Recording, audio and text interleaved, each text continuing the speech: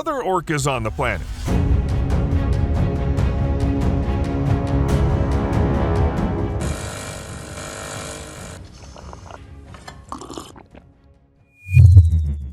This topic is actually quite unusual. To make the video more interesting, we've made it in a gaming style. That means there are levels, strength, skills, and so on. Actually, orcas look almost identical to each other, so it's no wonder that a new species was discovered only recently. But each one is fundamentally different. They don't even reproduce with each other. Oops, no spoilers. Just gently reminding you to hit the like button. Now let's dive right in. Scientists frequently come across new animal species, but they're often small and not remarkable, and they tend to live somewhere far away. That's why hearing about a new type of orca sounds incredible, especially since all orcas are currently classified as one species, known as Orca. Biologists divide orcas into different groups, but they call them ecotypes. There are 10 of these ecotypes in total, but we're only interested in 2, resident and transient. A new study suggests that resident and transient orcas might actually be separate species, not just different ecotypes like we thought before, and it's possible that as soon as 2024, these patches will be officially recognized. So in the end, there will be 3 species of orcas: transient, resident, and just regular ones that don't fit into the first 2 categories. Sure, scientists have reasons for this division. Resident orcas don't mate with transient ones, even if they share the same waters, which is odd behavior for creatures of the same species. Also, based on their DNA, it appears both groups of orcas diverged around 300,000 years ago. That's a significant enough time frame to justify classifying them as separate species. And throughout all this time, resident orcas haven't mated with transient or regular ones at all. Orcas took different evolutionary routes that never really crossed. Nowadays, they avoid each other and can get pretty hostile if they come across one another. Think of it like wolves. Wolves, coyotes, and domestic dogs may seem alike, but they're actually different species, even though they're all in the same group. And guess what? If scientists come to an agreement, it would mark the first major update to orca taxonomy since 1874, or like the coolest software patch ever, officially recognized by the developers. So what sets these new species of orcas apart from the one they're thinking of calling regular? Let's start with the transient ones. They're so different from the rest that scientists originally thought they might be some sort of social outcasts, essentially kicked out from larger, stable groups. It took over 10 years for people to even slightly grasp what was going on. They discovered that transient orcas live farther out in the open ocean and dine on mammals, while resident ones do just the opposite. Identifying transient orcas isn't too hard if you know where to look. Nature didn't give them fancy new skins, but you'll notice they're bulkier, with triangular dorsal fins. Their jaws are more robust and curved, probably because they need to handle lunch weighing up to half a ton, which is the average weight of a stellar sea lion. There were also some adjustments to the length, with transient orcas now averaging about 20 inches longer than their relatives. But why all the changes? To justify a strength boost and the ability to deal a critical hit while hunting marine mammals? They really need some serious damage boost because the menu for transient orcas includes a variety of large marine animals like seals, porpoises, stellar and California sea lions, Dall's porpoises, Pacific white-sided dolphins, and sometimes even other whales. The orcas also had to upgrade their weapons, so yeah, they've got stronger jaws now. With those, they can handle really big and tough prey. Of course, the orcas also got a tooth upgrade, now boasting canines similar to those of grizzlies. This adds a couple of points to their intimidation and physical impact. Scientists have noticed that transient orcas have more worn-down teeth with flattened tips compared to all other orcas. This tooth structure is perfect for crushing bones and tough skin, which is essential when hunting large mammals. What else needs fixing in the new patch? The stamina bug sure does. When you're closer to the shore, it's not such a big deal, but transient orcas tend to keep moving constantly. Stamina is essentially here. Transient orcas are really good swimmers. They can go from southern Alaska to Vancouver Island in 10 days flat. But they're not just on a pleasure cruise, they're on the hunt and need to fool the prey. Orca tactics involve sneak attacks, which require vast hunting grounds to be effective. Otherwise, potential prey will catch on and anticipate attacks. That's why they constantly stay on the move. Once seals, sea lions, or porpoises catch wind of orca presence, they likely become harder to catch. The endurance of transient orcas gives them hunting advantages. At first glance, this patch might seem mainly for tanks enthusiasts, but transient orcas are actually pretty good at stealth mode. First, it's important to note that their pods are significantly smaller compared to others. Keep this in mind. Orca groups work best when they have 3 to 7 members who are all related. This makes hunting easier, adding at least 10 points to their stealth. Transient orcas track and ambush their prey silently. They don't use echolocation at all. It's all about stealth and sudden attacks. They rely on passive listening during their ambushes. Using echolocation would just give away their position to the prey, especially since the species they hunt have great hearing. Little pods are not only stealthier but also score higher in hunting efficiency because they need less food per pod member. Well, by orca standards.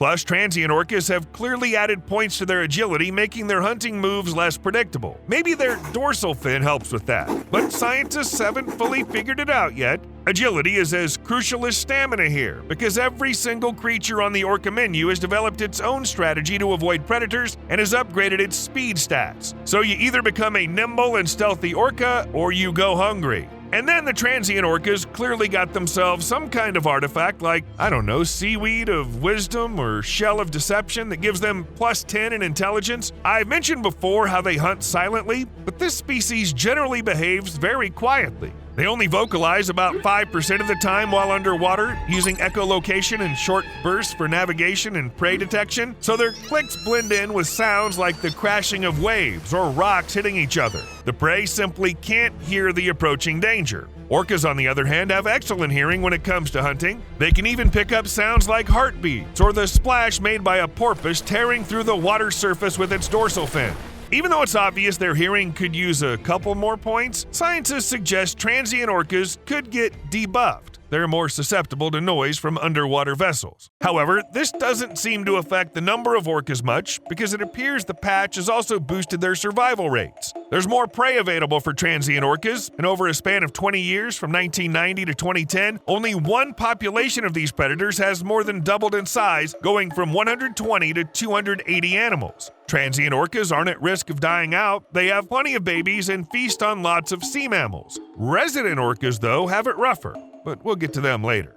How about special skills? Well, transient orcas have plenty of those thanks to their impressive hunting talent. When it comes to hunting, orcas can launch a seal up to 80 feet into the air. It's like karate with tails, but the blow is seriously crushing. Orcas actually frequently smack seals with their tails. It's not like they enjoy it. Well, maybe not only that. It's just that marine mammals such as seals and sea lions have sharp claws and teeth that can really harm those who attack them. Here's where intelligence really matters. To safely maneuver around its prey and devour it, the orca weakens it, and a tail slap works just perfectly. Few can feel okay after something like that. Sometimes orcas use their fins instead of their tails, and sometimes they toss their prey up to a huge height. Scientists think of it as an extreme version of a tail slap. There's another reason too. Those initial strikes weaken the animal's skin, and orcas don't actually eat that skin, so hitting a seal with its tail is like peeling a banana? I know, sounds awful. Alright, so it seems like we figured out what's what with transient orcas, but before we move on to resident orcas, I want to understand something important. How do scientists know when things can't just keep going as they are and it's time to recognize a new species? And you know what I found out? There's no single definition of what qualifies as a species, and the boundaries between animal populations are often really blurry. In the past, scientists more or less agreed that creating separate species required physical differences or an inability to interbreed. Simply put, they took into account anatomy and genetics when deciding which animals were of different species and which ones were of the same.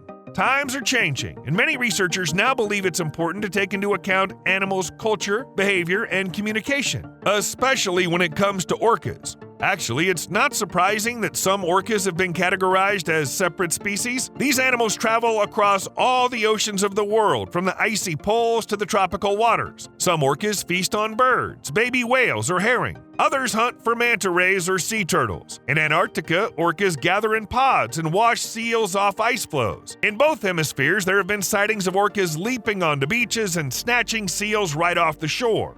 Do you see where I'm going with this? Orcas are too diverse to be just one species.